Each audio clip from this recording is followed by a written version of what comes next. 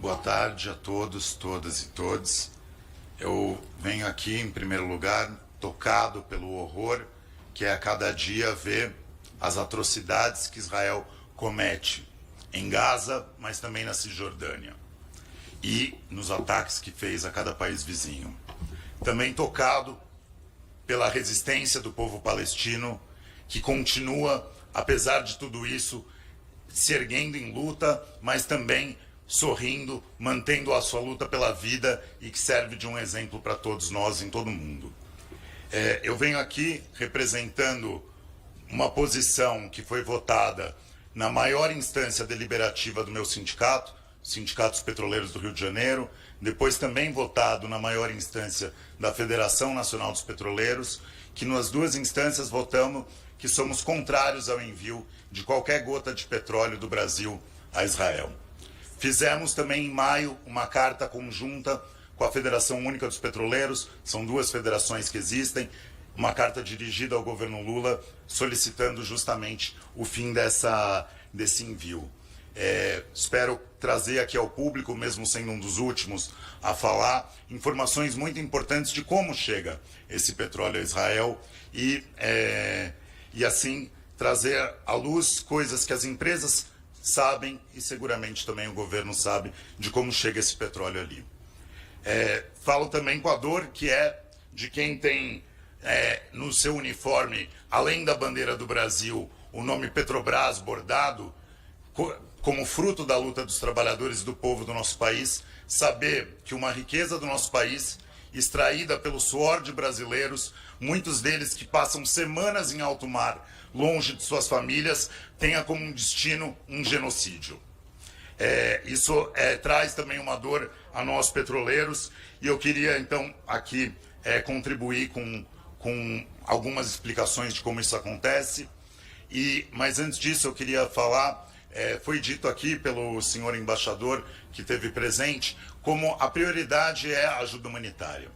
Nesse exato momento, daqui a algumas semanas, dezenas de brasileiros vão estar rumo a um país que o Brasil reconhece, que é a Palestina, e que podem ser interceptados ou atacados por uma força invasora no caminho de chegar com ajuda humanitária a esse país que o Brasil reconhece. Então, desde já, não só depois alguma nota de repúdio, o governo brasileiro deve agir para salvaguardar as vidas dos brasileiros que estão indo pacificamente a Gaza para levar ajuda humanitária, bem como zelar pela vida dos brasileiros que ali estão, como foi lido nas mensagens. Falando sobre petróleo e genocídio, né? Um genocídio ele não se sustenta só com o financiamento e as armas fornecidas primeiro pelo imperialismo norte-americano, mas também por diversos imperialismos europeus. Ele também precisa de combustível. E aí o Brasil tem tido uma crescente responsabilidade. O Brasil, em 2024, aumentou sua exportação de petróleo a Israel em 51%. Ou seja, em meio a essa fase do genocídio, aumentou em 51% a venda de petróleo brasileiro para Israel. Ou seja, o Brasil está comercialmente, portanto materialmente, mais implicado, mais cúmplice do genocídio que está acontecendo na Palestina. Como que chegou esse petróleo em 2024 em Israel e de quem ele era? Não conseguimos identificar todos os proprietários de todas as operações, uma delas foi a Shell. De onde saiu? Do campo de Mero, que é um campo da Petrobras, feito em parceria com empresas privadas, entre elas a Shell. Tem um nexo muito claro entre perda de soberania nossa, de privatização do petróleo e esse nexo de o nosso petróleo ter como destino o genocídio. Essa própria plataforma de onde saiu essas exportações, a FPSO Guanabara, de propriedade da Petrobras, ela é inteiramente terceirizada e privatizada. Ela é operada pela MODEC, a maior empresa multinacional japonesa de operação de plataformas marítimas. Então, temos aí que também esse nexo que eu procuro mostrar. No ano atual, não temos nenhum caso de venda direta de petróleo brasileiro para Israel, mas temos diversos de venda indireta. E isso tem um motivo. A capacidade de refino de Israel no ano de 2025 está muito menor do que era em 2024.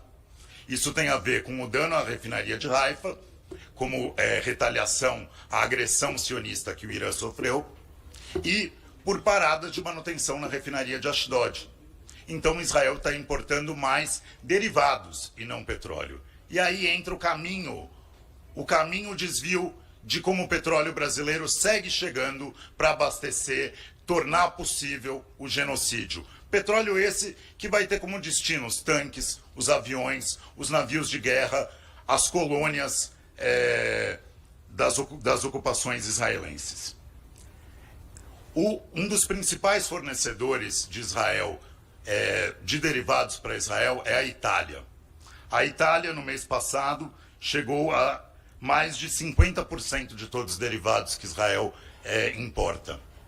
A principal refinaria da Itália, que entrega petróleo para Israel, é a refinaria de Saras, na Sardenha, de propriedade da Vitol, uma grande trader que já foi mencionada aqui nessa audiência. Pois bem, essa refinaria, que em junho foi sozinha responsável por 28% dos derivados que Israel importou, quase 20% do que ela refinou no mesmo mês foi petróleo brasileiro.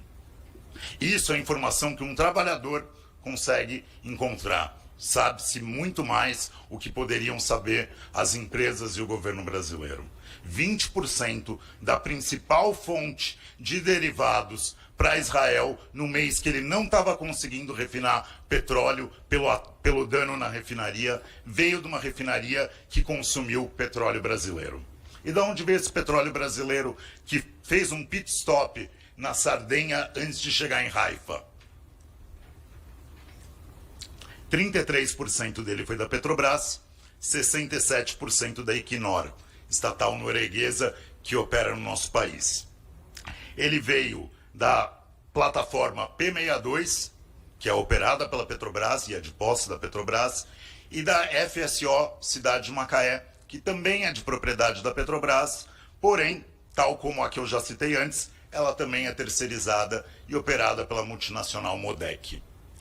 Depois, agora em julho, tivemos novas entregas para essa refinaria, que é dos principais elos para fornecer combustível para Israel, por operações da Shell em nosso país, e agora no mês atual pela Prio, outra empresa que opera no nosso país. Com esses dados que eu trouxe aqui, eu acho que fica bastante evidente como uma riqueza do nosso país chega a Israel.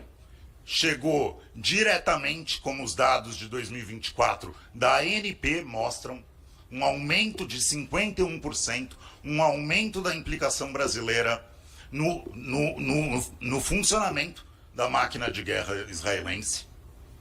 E agora, em junho, segue chegando por outros caminhos. Segue chegando por operações ship-to-ship, que é a transferência em alto mar que Israel faz, procurando, seja por motivos militares ou para ocultar suas importações, várias delas acontecendo em alto mar, seja no Egito ou no Chipre, antes de chegar alguns navios para serem entregues a Israel. Essas são um dos mecanismos de como o Brasil está cada vez mais, apesar do correto discurso do governo Lula de mencionar que é um genocídio e de que o anúncio que vai entrar na ação com a África do Sul, eu acho que fala mais alto do que falar que é genocídio, que estamos aumentando a entrega de combustível e que estamos aumentando o comércio com Israel. Os dados do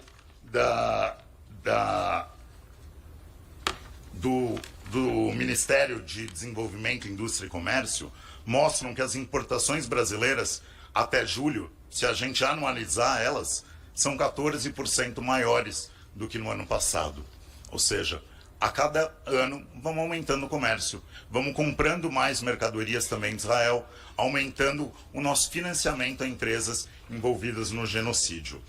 Então, eu queria avançar aqui na conclusão que não podemos nos contentar que não seja só a Petrobras. É petróleo brasileiro que está fornecendo combustível para o genocídio. Não podemos nos contentar com falar, mas não é uma entrega direta, que não podemos rastrear porque não é uma entrega direta. O embargo de armas justamente não parte de uma lógica de que você não aceita entregar uma arma porque ela tem um uso potencial de cometer um assassinato, um genocídio. A mesma coisa deve se aplicar. Tem sido muito utilizado no meio empresarial hoje em dia um conceito chamado de ESG, de responsabilidade social e ambiental. Um dos pilares básicos dele, se a gente quiser levar a sério, e não como um greenwashing, alguma coisa mentirosa, é que você deve ser responsável por sua mercadoria até o descarte. Então, aonde está a responsabilidade social se sua mercadoria vai virar combustível para o genocídio? Isso é intolerável. Não podemos permitir nenhuma gota de nosso petróleo abastecendo o genocídio. E quero aqui me somar às outras vozes de como é necessário romper todos os acordos comerciais, militares e diplomáticos do Brasil com Israel.